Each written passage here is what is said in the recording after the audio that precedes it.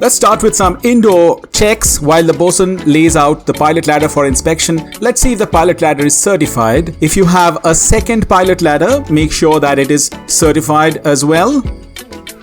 There you go. As long as you're there, few more things to check. Check the planned maintenance system. When was it put into use? Check that you have an inventory maintained for the record of pilot ladders. If the pilot ladder was ever repaired, check how it was done and when. Ensure there's a record of these repairs maintained on board. Make sure that it was inspected by class. Now this is a tricky question. Where would you get this information? When was it inspected by class? Well, pilot ladder is part of your safety equipment certificate. The last SEQ certificate inspection date is when it was last inspected by class. There you go, that's the date we are looking for.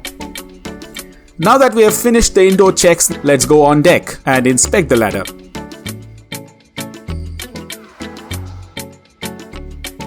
Carry out your physical inspection of the ladder. It should all be in clean condition. Inspect the side ropes and the wedges. There should not be any missing wedges. The side rope should have a firm grip. Make sure it is in order. That's a bad example. Should not be like that.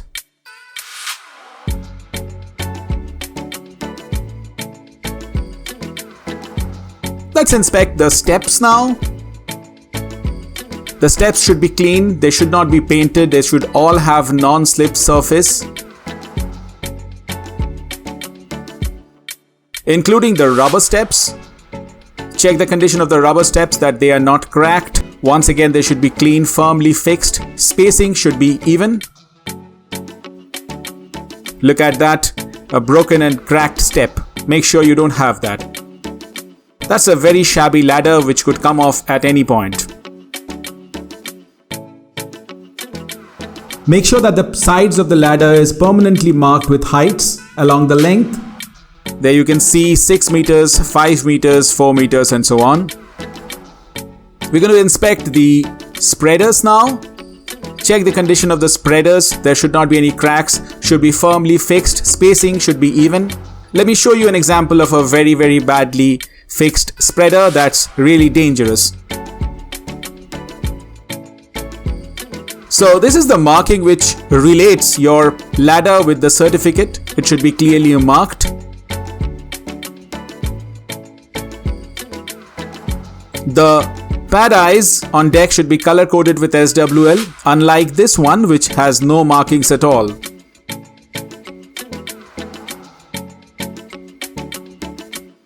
The pilot axis should be firmly marked on deck in clean condition. The duty officer must be checking this, unlike this one.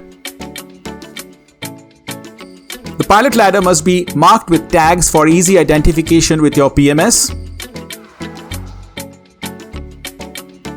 The length of the ladder should be enough to reach the water line in any condition. Now that we have finished with the static checks, we are going to go for the rigging of the ladder. Let's rig it up. The rigging of the ladder must be done safely under supervision of a responsible officer.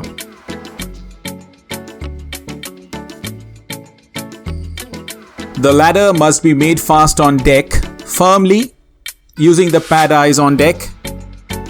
Preferably use a rolling hitch. Do not use shackles to make fast the ladder. There should be a life buoy next to it with a line and a light, but the line should not be connected to the buoy.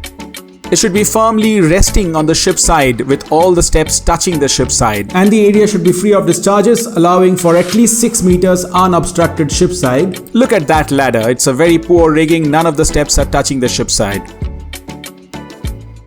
If there is a tripping line, there's a right way to connect it. It should not be fastened to the bottom part of the ladder below the spreader. It should always be above the spreader level.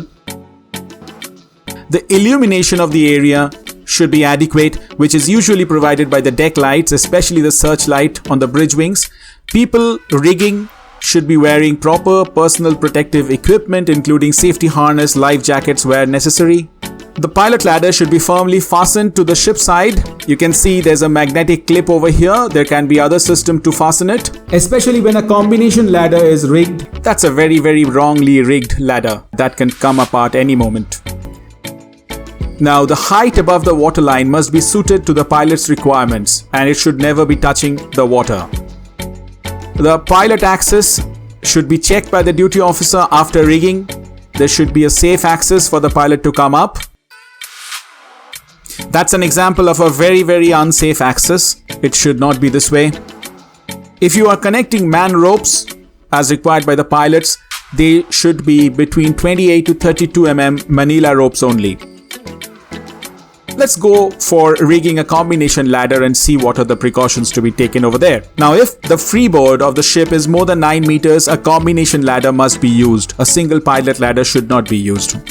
Anyone who's involved in rigging of the combination ladder should always be wearing safety harness and life jackets. Proper PPE should be worn. Now, some ships are using a fall preventer device attached with a harness. This is extremely useful and increases the safety. The angle of inclination of the gangway should not be more than 45 degrees. That's the inclinometer of the gangway, as you can see. The gangway or accommodation ladder should always be leading aft of the ship.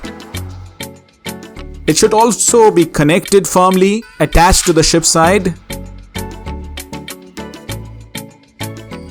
The pilot's climb is expected to be between 1.5 to 9 meters above the water level, not less than 1.5, not more than 9 meters.